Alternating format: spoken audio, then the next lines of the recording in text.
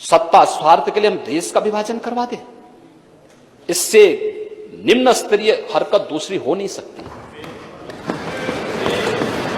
और 1947 में यही हुआ था इस देश के साथ। महोदय, मैं फिर इस सदन में रखना चाहता हूं और अपने विपक्ष के मित्रों को भी, जो जाति जाति की रट लगाते हैं ना, इनको भी मैं बताना चाहता हूं, आजादी की लड़ाई में 2 दलित नेता इस देश के अंदर थे।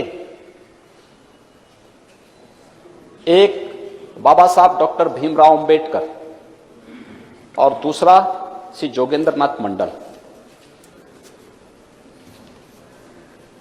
ये 2 नेता थे, नेता प्रतिपक्ष में। आप चाहूंगा नोट करें और इसको, इन दोनों की कथा को सुने, क्योंकि उम्र के साथ आपको प्रवचन सुनने का अभ्यास हो रहा है। मुझे बहुत अच्छा लगा है और एक अच्छी शुरुआत है। प्रवचन सुनता भी ठीक से हूं। नहीं, मैं आपके पूरे भाषण के दौरान बैठा रहा, और मैं इसलिए बैठा रहा कि भाई एक तो आप बलिया के हैं और बीच में कहीं ऐसा ना हो कि हमारे यहां से सुरेंद्र सिंह उठ खड़े हो जाएं, तो इसलिए मैंने कहा मैं स्वयं ही यहां बैठे रहता हूं।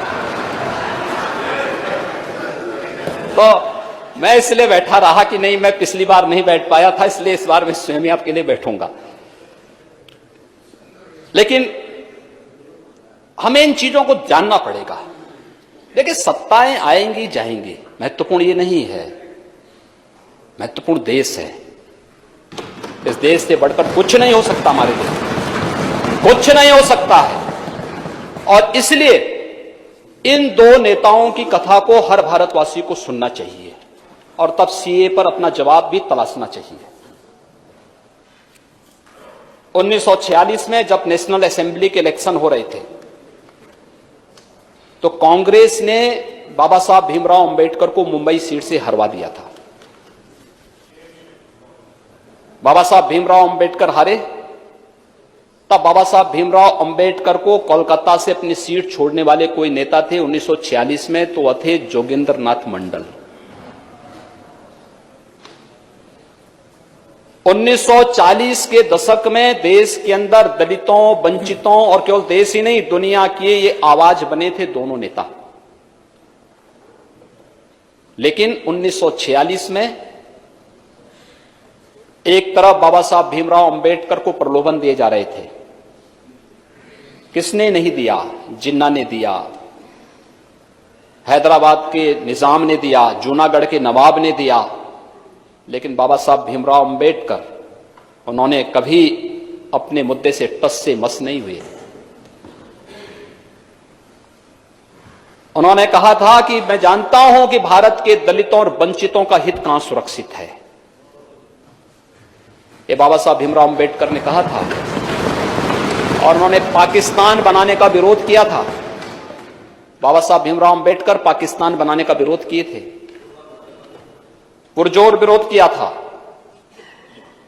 लेकिन जोगेंद्र नाथ मंडल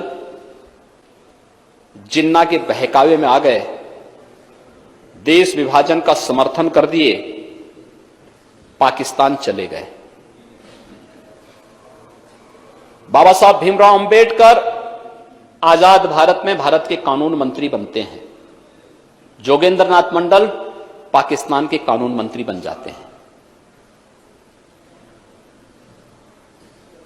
बाबा साहब भीमराव अंबेडकर भारत के संविधान के शिल्पी बने,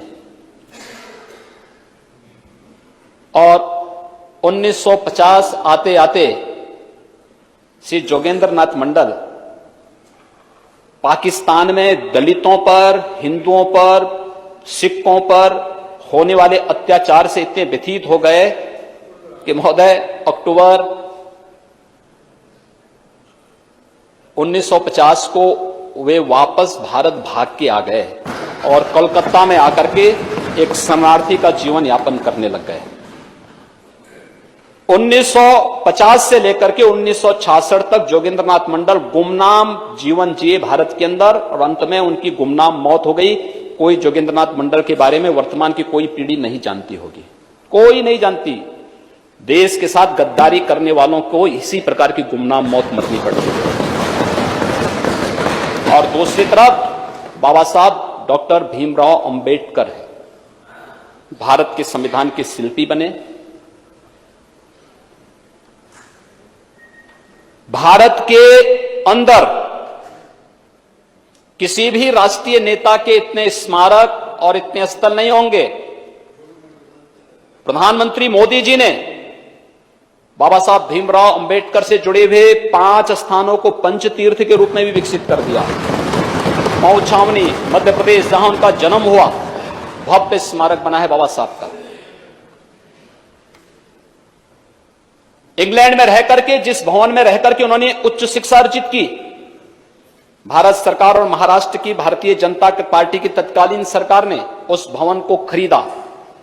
अनुसूचित जाति जनजाति के बच्चों को वहां जाने की व्यवस्था, स्कॉलरशिप की व्यवस्था, कॉर्पस फंड बनाकर के उनके लिए वहां पर व्यवस्था की और वहां पर बाबा साहब भीमराव अंबेडकर का स्मारक इंग्लैंड में बनवाया।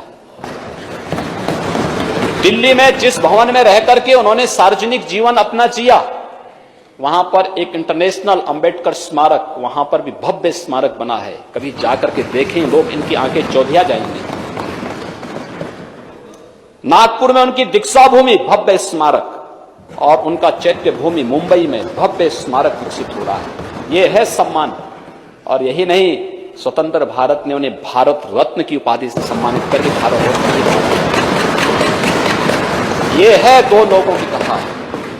एक राष्ट्रपुत्र बनकर के भारत रत्न बना और एक ने देश के साथ गद्दारी की, गुमनाम मौत मरा। अब तय कर लें कौन क्या करना चाहता है।